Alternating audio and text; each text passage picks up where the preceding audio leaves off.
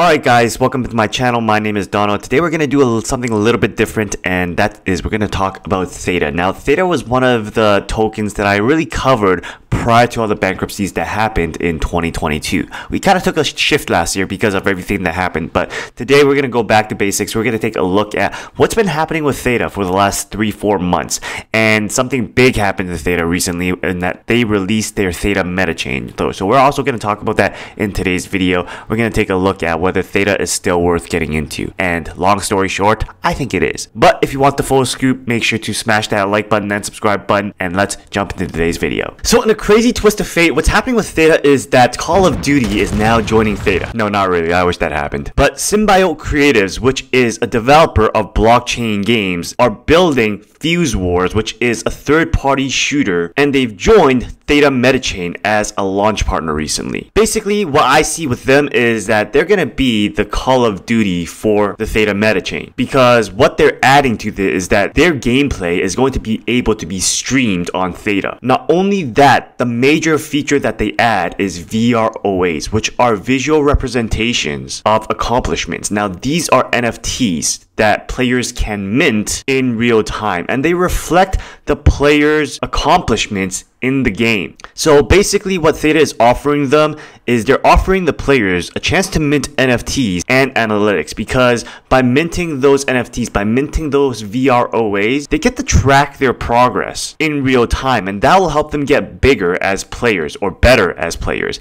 And guys, gaming is huge, and this is something that I don't think exists yet, so this will be a very big addition, a very big boost for Theta. And when Microsoft or EA Games or Epic Games catches wind of this, you think that they're gonna get interested in figuring out how they can do this too on Theta? They're probably gonna do that. So let's talk about the latest update, the Theta Metachain. Now, this was released in December, and the thing that makes Theta different from both Ethereum and Cardano is that Theta actually delivers on time.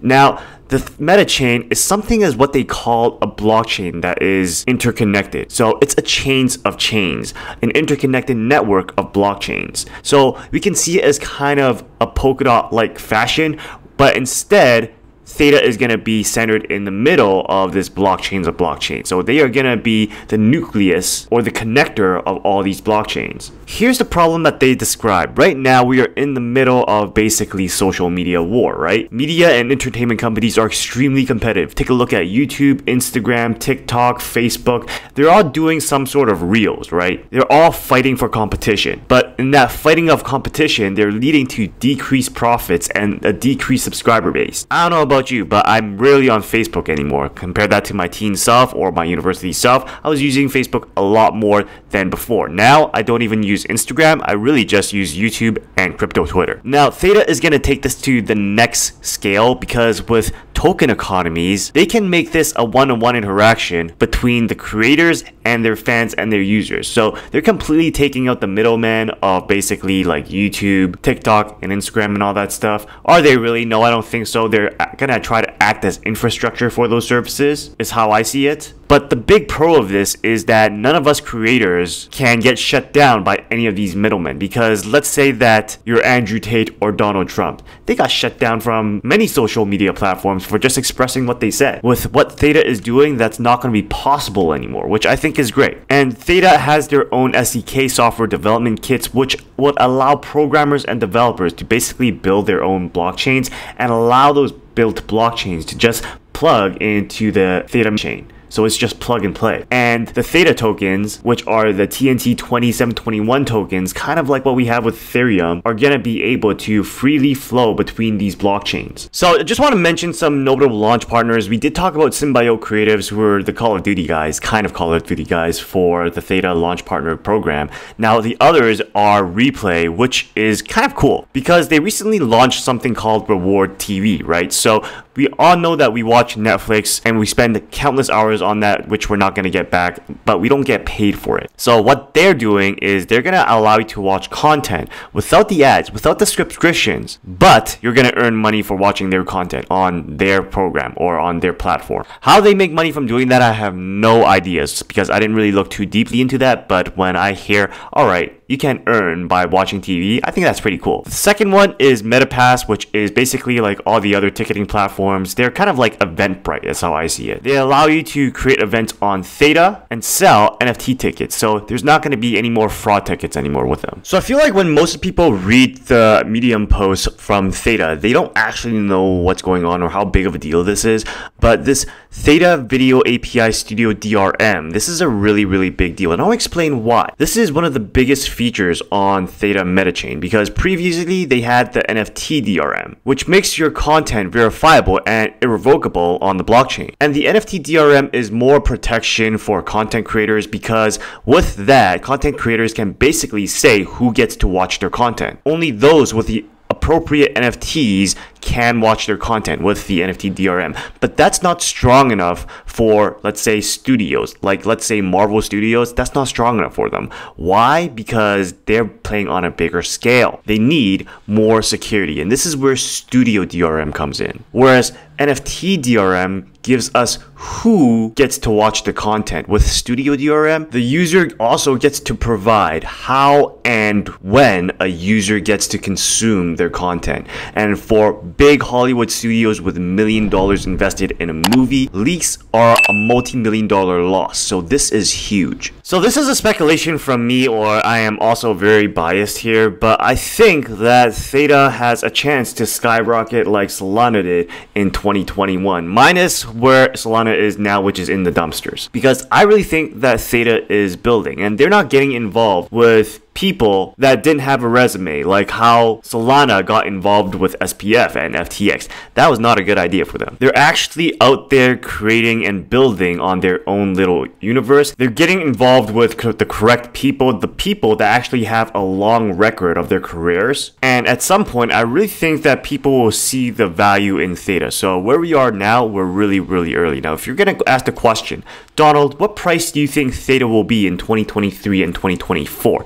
I have no idea. I'm doing this video because one of you guys kept on harping me about it, and it's nice to do a Theta update every now and then. Now, if you've been watching my more recent videos, then you might have noticed that I've been saying that I only hold 3 tokens right now, and I'm really going to stack 3 tokens, and that is Bitcoin, Chainlink, and Theta. So Theta is one of the 3 because I am that confident in it.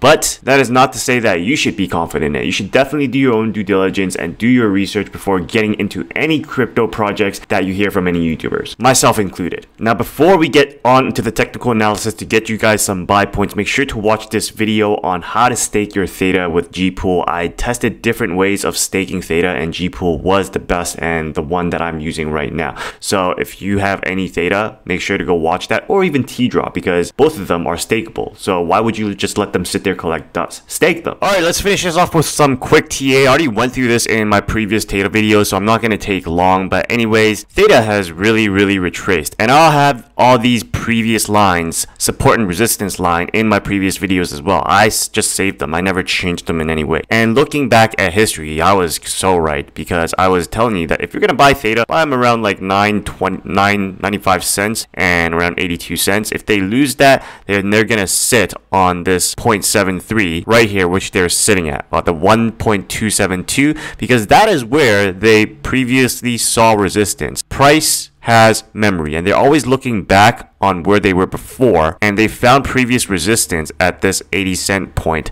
That also really coincided with our Fibonacci here, which is 73, and you can see that the price is just hovering over there. I still expect them to drop more, because this market right now, yeah, the bankruptcies I don't think are over yet, so I expect them to go back down to around 54 cents. That also might be a really good time to dollar cost average, so that would be the next point I would consider dollar cost averaging into more Theta. Now, my last tip for you guys is that we are in a recession. The fundamentals are important, but when we're talking about macroeconomics versus microeconomics, the macros are always more important. So right now, the macros are looking really bad, which is why I'm holding off on buying. Right now, I really still believe that cash is king, and I'm still waiting to see what will happen to Digital Currency Group, Genesis, and all that stuff going on. I really think that there's going to be more bankruptcies. So while this time is still a great time to buy, I still think that there is a chance for you to buy at a lower price a little bit further into the near future. So other than that, that's all I have for you guys. I hope you enjoyed today's video. If you did, please consider smashing the like and subscribe button. That's free to do anyways, and check out our other videos on cryptocurrencies and passive income. Other than that, guys, you know what I always say: continue working, continue building, continue inspiring. I'll see you next time.